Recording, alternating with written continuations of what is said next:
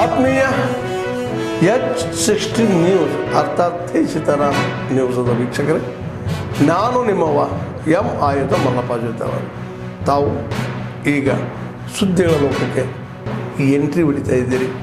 ಈ ಸುದ್ದಿಗಳನ್ನು ಪ್ರತಿಯೊಂದು ನೋಡೋ ಜೊತೆಗೆ ನಿಮ್ಮ ಅಭಿಪ್ರಾಯಗಳನ್ನು ಹೊಸ್ತಾ ಇದೆ. ಯಾಕಂದರೆ ಈ ಸುದ್ದಿಗಳು ನಿಮಗಾಗಿ, ನಿಮ್ಮ ಬದುಕಿಗಾಗಿ, ನಿಮ್ಮ ವೈಚಾರಿಕೆಗಾಗಿ, ನಿಮ್ಮ ತಿಳುವಳಿಕೆಗಾಗಿಯೂ ನಿಮಗೂ ಗೊತ್ತು.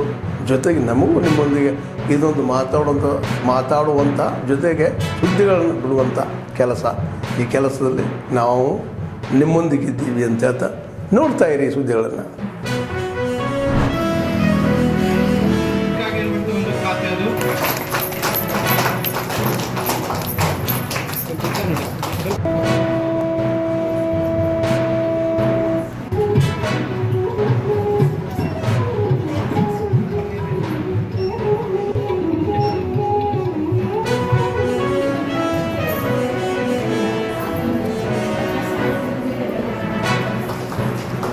ಜನರ ವಿಶ್ವಾಸ ಉಳಿಸುವಲ್ಲಿ ನಮ್ಮ ಇಲಾಖೆ ನೆರದಿರುವಂತಹ ನಿಮ್ಮೆಲ್ಲರನ್ನು ಹೃತ್ಪೂರ್ವಕವಾಗಿ ವೇದಿಕೆಗೆ ಬರಮಾಡಿಕೊಳ್ಳಲು ಇಚ್ಛಿಸುತ್ತೇನೆ.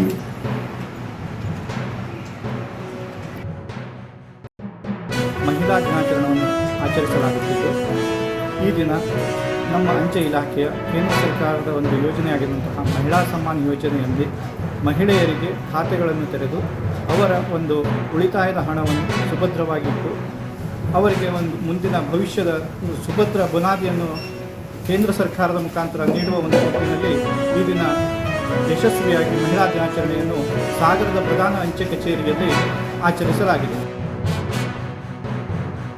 ಇದನ್ನು ಈ ಯೋಜನೆಯಲ್ಲಿ ಪಾಲ್ಗೊಳ್ಳಬೇಕು ಅಂತ ಹೇಳ್ತಿದ್ದೀನಿ. ಇದರಿಂದ ನಮ್ಮ ಒಂದು ಮಹಿಳಾ ಸಬಲೀಕರಣ ಶಕ್ತಿ ಜಾಸ್ತಿ ಆಗುತ್ತೆ. ಇವತ್ತಿನ ದಿನ ಅಂತಾರಾಷ್ಟ್ರೀಯ ಮಹಿಳಾ ದಿನಾಚರಣೆಯ ಅಂಗವಾಗಿ ಈ ಯೋಜನೆಯನ್ನು ಹೊರಟಿದ್ದೀವಿ. ಅದೇ ನಮಗೆ ಬಹಳ ಹೆಮ್ಮೆ ಖುಷಿ ಆಗ್ತಾ ಇದೆ. ಮಹಿಳಾ ಸಮ್ಮಾನ್ ಸಮೃದ್ಧಿ ಯೋಜನೆಯ ಕೇಂದ್ರ ಸರ್ಕಾರದ ಈ ಯೋಜನೆಗೆ ಧನ್ಯವಾದಗಳನ್ನು ತಿಳಿಸ್ತೀನಿ.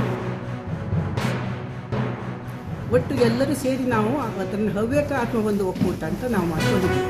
ಅದರ ಮೂಲಕ ನಾವು ಈಗ ಎಲ್ಲದನ್ನು ಇವರು ಬಂದು ನಮಗೆ ಪರಿಚಯಿಸಿ ಮಹಿಳಾ ಸಮ್ಮಾನ್ ಯೋಜನೆ ಮಹಿಳಾ ಯೋಜನೆಯ ಫಲ ಏನು ಅಂದರೆ ಅದನ್ನು ಉಳಿತಾಯ ಹೇಗೆ ಮಾಡಬೇಕು, ಭದ್ರತೆ ಹೇಗಿದೆ ಅಂತ ತಿಳಿಸ್ಕೊಟ್ಟಿದ್ದಕ್ಕಾಗಿ ನಾವೆಲ್ಲರೂ ಇಲ್ಲಿ ಬಂದು ಇವತ್ತು ಖಾತೆಯನ್ನು ತೆಗೆಯಲಿಕ್ಕೆ ಸಿದ್ಧರಾಗಿದ್ದಾರೆ. I mentioned earlier, I'm grateful to all the people who supported us in this festival. Most important were the people who selected the films for the festival. Because it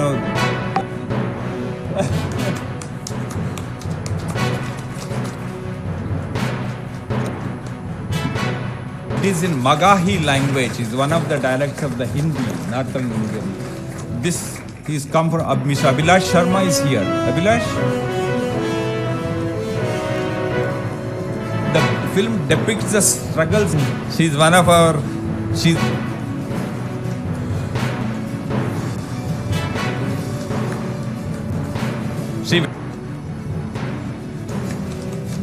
ವಾಣಿಜ್ಯ ಮಂಡಳಿ ಅಧ್ಯಕ್ಷರು ಅದನ್ನು ಕೊಡ್ತಾ ಇದ್ದಾರೆ. Shri Shivanand, mister Sharan Gadwal, Shri Shivakumar. Is a dialogue on many awards I know. ಸಭಾನಾಜಿಯವರ ಪರವಾಗಿ ಬಂದಿರತಕ್ಕಂಥ ನಮ್ಮೆಲ್ಲರ ಇಡೀ ಕರ್ನಾಟಕ ರಾಜ್ಯದ ಹೆಮ್ಮೆಯಾಗಿರ್ತಕ್ಕಂಥ ಈ ಸಮಾರಂಭದಲ್ಲಿ ಪಾಲ್ಗೊಂಡಿರ್ತಕ್ಕಂಥ ಅರುಂಧತಿ ಮೇಡಮ್ ಅವರವರೇ, ಈ ಒಂದು ಸಮಾರಂಭದಲ್ಲಿ ಪಾಲ್ಗೊಂಡಿರ್ತಕ್ಕಂಥ ಎಲ್ಲ ಆತ್ಮೀಯ ಹಿರಿಯರೇ, ಅಕ್ಕ ತಂಗಿಯಂದರೆ, ಅಣ್ಣ ತಮ್ಮಂದರೆ, ಸ್ನೇಹಿತರೆ, ಪತ್ರಿಕಾ ಹಾಗೂ ಮಾಧ್ಯಮ ಸ್ನೇಹಿತರೆ, ಹಾಗೂ ಈ ವಿಶೇಷವಾದಂಥ ಕಾರ್ಯಕ್ರಮದಲ್ಲಿ ನನಗೆ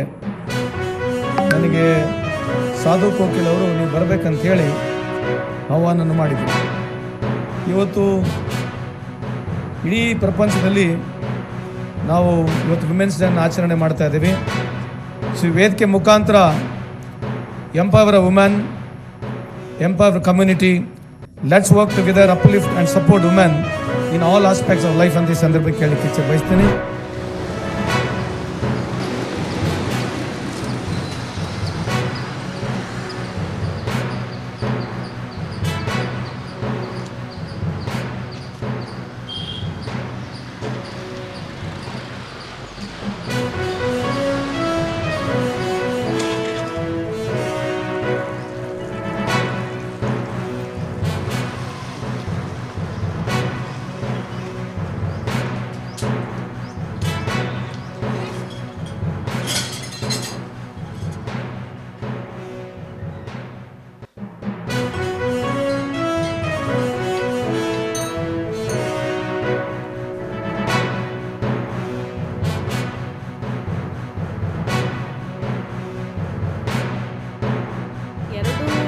ದೇಶಕ್ಕೆ ಹೋದಾಗ ನಾನು ಉಪನಾಯಕಿಯಾಗಿದ್ದು ಈ ದೇಶದ ಒಂದು ಕಾಂಬೋಡಿಯಾದಲ್ಲಿ ನಡೆಯುವಂಥ ಫಸ್ಟ್ ಏಷ್ಯನ್ ಪ್ಯಾರಾ ಥ್ರೋಬಾಲ್ ಚಾಂಪಿಯನ್ಶಿಪ್ಗೆ ಸೆಲೆಕ್ಷನ್ ಆಗಿದ್ದೀನಿ.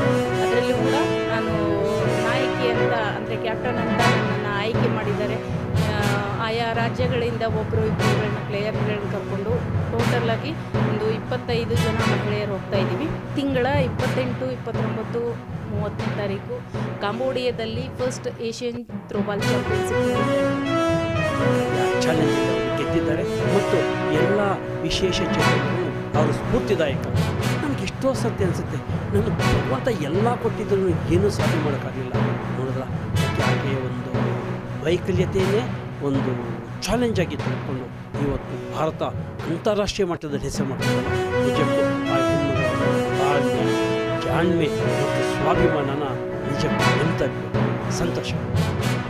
ಎಲ್ಲ ಟೀಮೆಲ್ಲ ಸೇರಿ ನನ್ನ ಮಿಸ್ಸಸ್ನ ರೇಣುಕಾ ಅವ್ರನ್ನೇ ಕ್ಯಾಪ್ಟನ್ ಮಾಡಿದ್ದಾರೆ. ಆ ಕ್ಯಾಪ್ಟನ್ ಮಾಡೋದ್ರಿಂದ ನನಗೆ ತುಂಬ ಖುಷಿಯಾಗಿದೆ. ಏನು ಅವ್ರ ಆಟ, ಅವರ ಸಾಧನೆಯನ್ನು ಅವರು ನೋಡಿ ಎಲ್ಲ ದೇಶಗಳಲ್ಲಿ ಹೋಗಲಿ ಆ ಆಟ ಆಡಿ ಸರ್ವಿಸ್ ಮಾಡಿ ಅವರು ಎಲ್ಲರಿಗಿಂತ ಹೆಚ್ಚಿಗೆ ಪಾಯಿಂಟ್ಗಳು ತೆಗೆದು ಎಲ್ಲರಿಗೂ ಭಾರತಕ್ಕೆ, ದೇಶಕ್ಕೆ, ನಮ್ಮ ರಾಜ್ಯಕ್ಕೆ, ನಮ್ಮ ದೇಶಕ್ಕೆ ಅವರು ಹೆಸರು ಮಾಡಿದ್ದಾರೆ. ಅದನ್ನು ನೋಡಿ ನಾನು ಹೆಮ್ಮೆ ಪಡ್ತೀನಿ.